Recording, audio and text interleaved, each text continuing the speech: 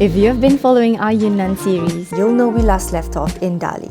We explored Dali ancient town, known for its vibrant Muslim community. And yes, the halal food definitely didn't disappoint. We also visited Hai Lake, one of China's cleanest freshwater lakes, and enjoyed a beautiful breezy stroll by the water. If you missed that segment, be sure to watch our previous video and come back to this one. In this video, we'll be doing something truly special with our kids, diving into a 1,000-years-old tie-dye tradition tucked away in the peaceful mountains of Yunnan. It's more than just a creative activity. It's a meaningful cultural experience that both kids and adults can really appreciate. We also met a humble local guide who survived a devastating earthquake as a young boy. His story moved us deeply and we're so grateful we crossed paths.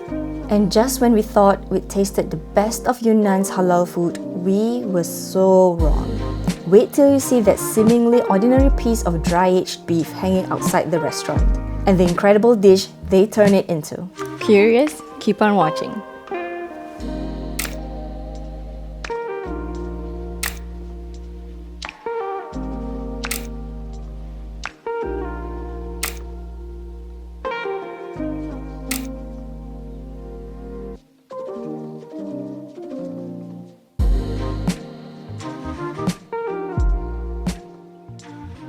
As always, we began our day with some caffeine fix. And of course, with kids around, this can sometimes mean that they'll interrupt your peaceful morning. But that's why it's so fun having them around. These are not interruptions. Children love getting involved in everything that you do. And as the famous saying goes, to be in your children's memories tomorrow, you have to be in their lives today.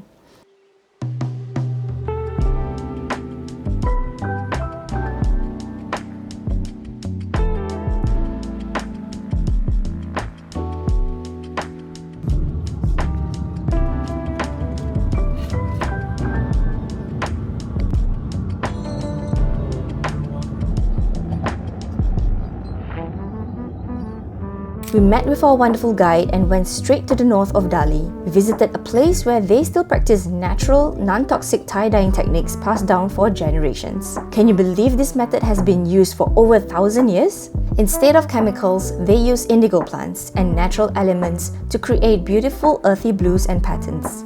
It's eco-friendly and super gentle, perfect for your little ones. It's so worth visiting and is only about an hour's drive from our previous accommodation. You can choose to dye a cotton t-shirt or cotton silk blend dresses or even cute tote bags. To be honest, the t-shirts and dresses were of good quality, none of that polyester material that makes you sweat. And in my opinion, it's worth buying even if you don't intend to tie-dye them. They even sell ready-made ones that you can just grab and go in case you're short for time. But the hands-on activity was totally worth doing and very kid-friendly.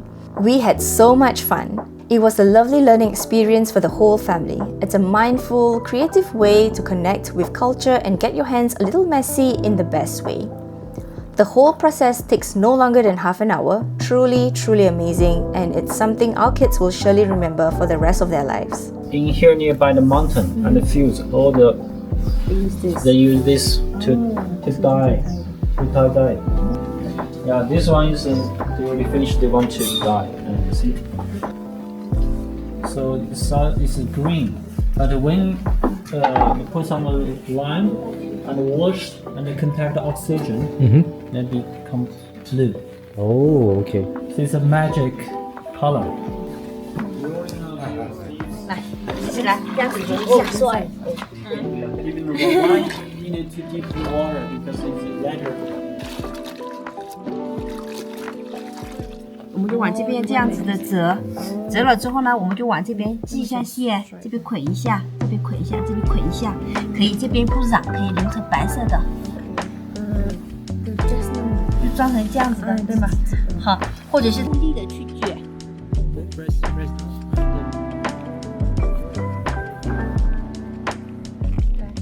用力，对，再用力。哎呀，对。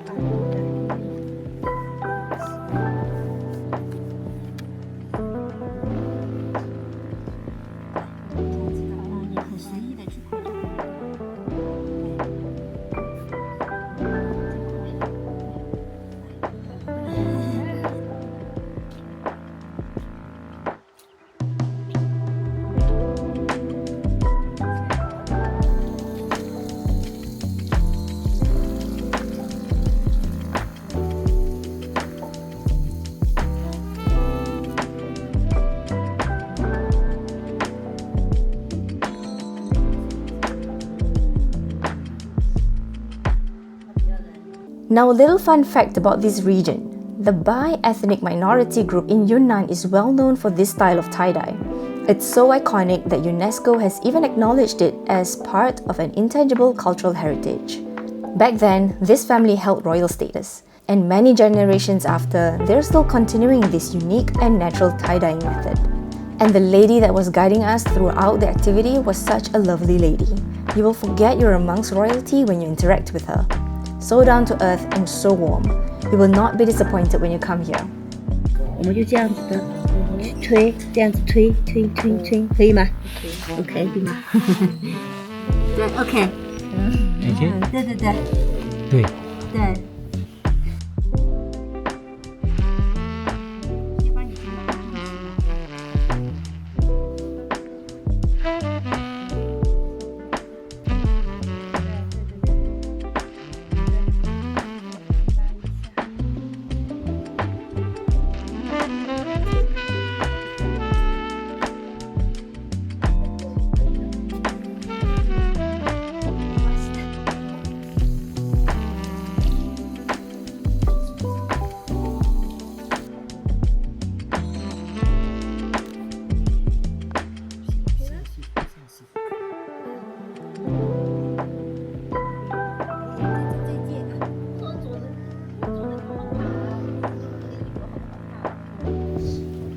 他们是皮肤多白的，我们是黑黢黢。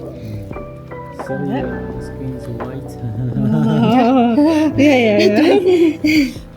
来。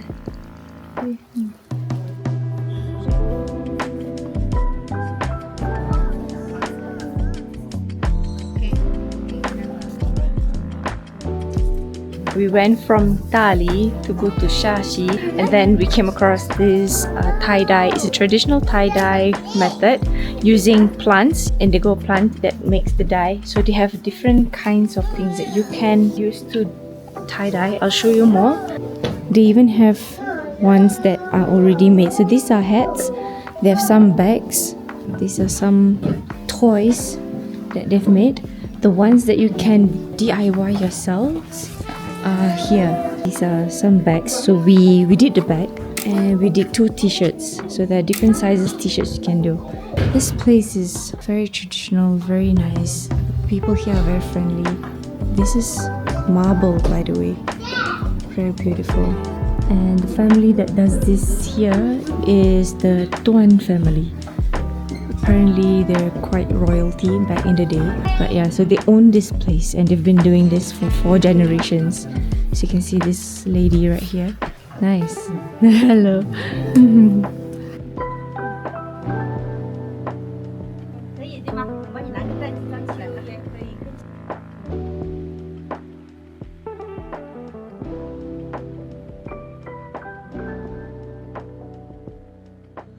After the tie-dye session, we headed for lunch, and what a treat it was.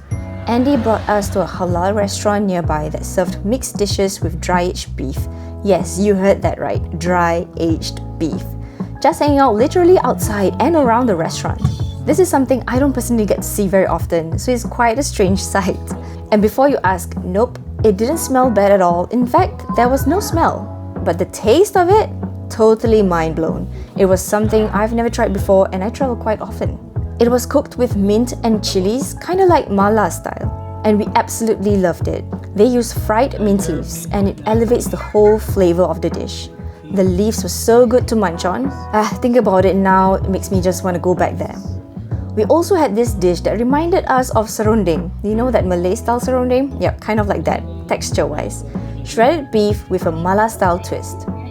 Spicy, fragrant, and packed with flavor. Definitely a must try when you come here. In fact, when you see restaurants sell it, just get it, you will not regret it.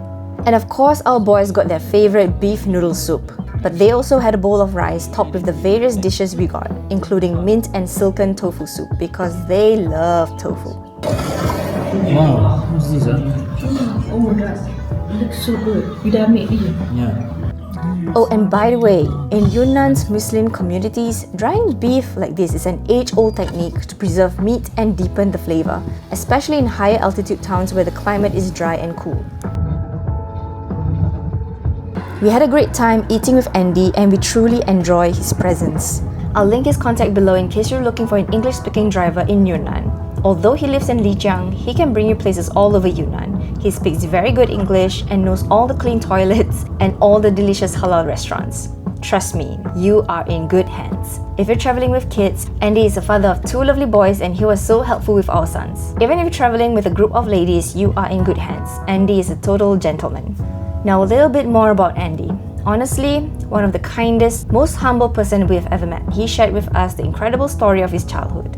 Andy survived a massive earthquake in Lijiang in 1996 when he was just a young boy. He told us that even most Chinese people hadn't heard of Lijiang before the earthquake. But after the tragedy, volunteers and aid all over China flooded into the area. And that's how they discovered this region full of beautiful nature, impressive snow mountains. Little Andy also discovered something about the outside world. He first discovered instant noodles. Something so everyday to us was a complete wonder to him. It was like magic to little Andy, how a packet of food can instantly transform into a hot bowl of noodle soup. Now Andy isn't much older than us, but he shared how he used to walk half a day with his mom to the market just to sell their homegrown produce for 1 hour and then walk back another half a day. Sometimes they'd get lucky and hitch a ride, but most of the time it was just their feet. And remember, this was when he was only a little boy. We were honestly speechless because coming from Singapore, we can't imagine having to go through that as a child. But hearing his story was a wake-up call for us. We felt a wave of gratitude for the comforts we've had, for being born in a place like Singapore, and for the freedom we have to travel and show our kids the world. That really hit home. So Alhamdulillah, Alhamdulillah, Alhamdulillah. And this is why we travel, to meet people like Andy, to hear stories that change us, to remind ourselves that there are so many different hardships and blessings around the world, and to truly appreciate what we have. And there you have it, we finally arrived our next destination, Shaxi. Now most tourists skip Shaxi, but let me tell you, Shaxi turned out to be one of the highlights of our entire trip. It's quiet, peaceful, full of history, and so very charming. I won't spoil it just yet, but trust me, you don't want to miss our next video. We hope this video inspired you to try something new, think a little deeper, and see the world through fresh eyes. We're a family from Singapore who recently moved to Johor, Malaysia, and inshallah, we will make Johor living related content, unlike the usual Singapore perspectives. If that is what you're interested in, hit that subscribe button, give this video a like, and we'll be sure to make Johor videos. See you in the next one.